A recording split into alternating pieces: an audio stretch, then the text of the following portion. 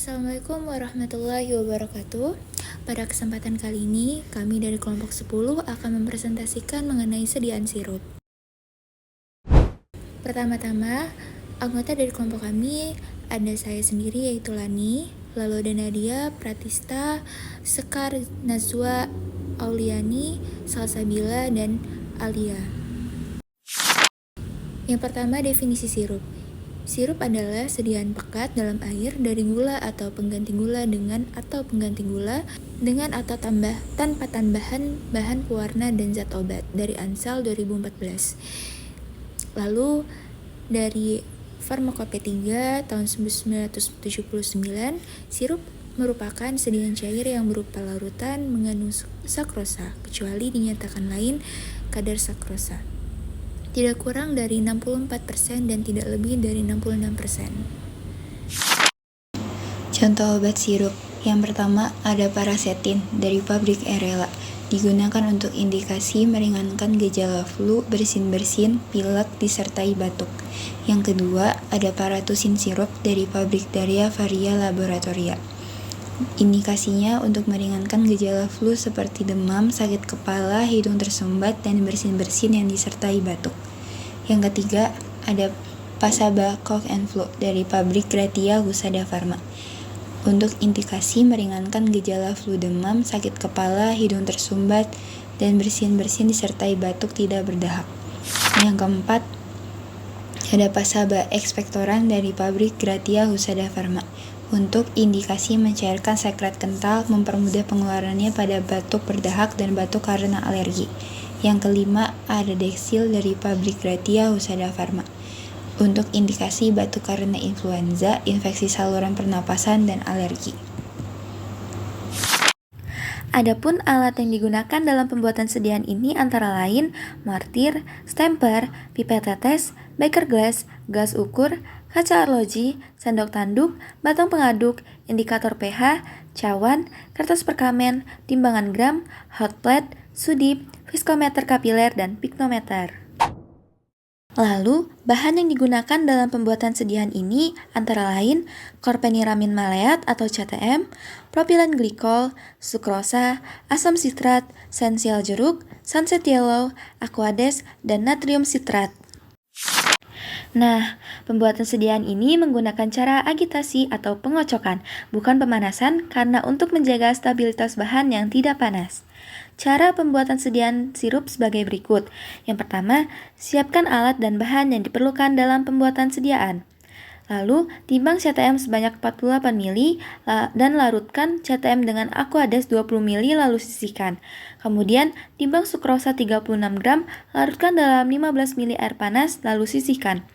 Kemudian, timbang propilen glikol 18 gram, asam sitrat dan natrium sitrat masing-masing 1,2 gram, lalu larutkan asam sitrat dan natrium sitrat dalam 10 ml aquades dan disisihkan. Baik, di sini saya akan melanjutkan mengenai cara pembuatan dari sirup. Yang selanjutnya adalah aduk sukrosa dan propilen glikol sampai homogen. Campurkan larutan CTM dengan campuran sukrosa, propilen glikol sampai homogen. Kemudian ditambahkan esensial jeruk secukupnya dan campur dengan larutan buffer sampai homogen. Yang selanjutnya adalah tambahkan pewarna sunset yellow sebanyak 6 tetes dan tambahkan sisa aquades sampai volume 60 ml. Kemas sediaan dalam botol coklat yang sudah ditarah dan beri etiket dan simpan sediaan di tempat yang terlindung oleh paparan sinar matahari.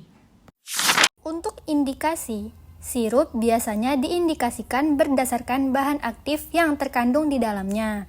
Adapun contohnya adalah seperti menurut Fikri 2018, sirup CTM berkhasiat untuk meredakan gejala alergi seperti flu dan batuk.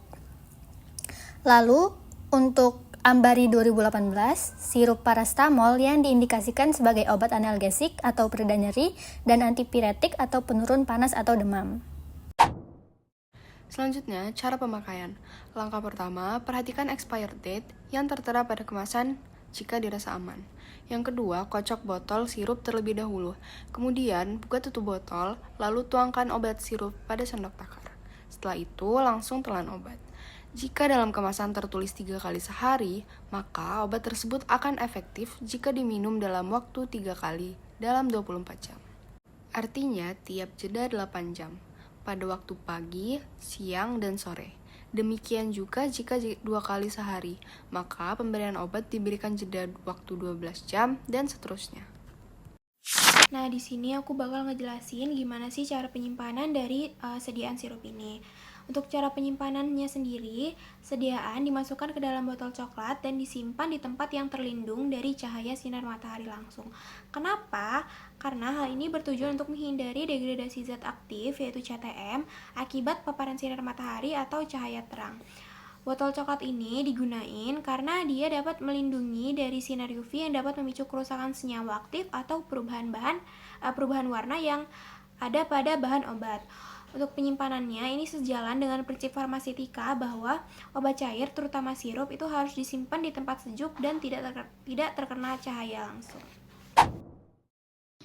Jadi kesimpulannya, sirup adalah sediaan cair dengan kandungan gula tinggi berkisar 64-66% yang berfungsi sebagai pemanis dan pengawet alami, digunakan terutama untuk anak-anak dan lansia. Sirup dibagi menjadi 2, yaitu mengandung obat dan pemberi rasa. Keunggulan dari sirup sendiri meliputi kemudahan konsumsi, penyamaran rasa pahit, dan dosis yang akurat. Formulasinya melibatkan zat aktif, pelarut, pemanis, buffer, pengawet, perasa, dan pewarna. Sirup dibuat dengan metode pemanasan atau agitasi dan harus memenuhi standar mutu seperti kadar sukrosa maksimal 65%. Evaluasi sirup mencakup uji fisik, kimia, mikrobiologi, dan farmakologi untuk menjamin keamanan dan efektivitasnya. Sekian dari kelompok kami, kurang dan lebihnya mohon maaf. Wassalamualaikum warahmatullahi wabarakatuh. Terima kasih.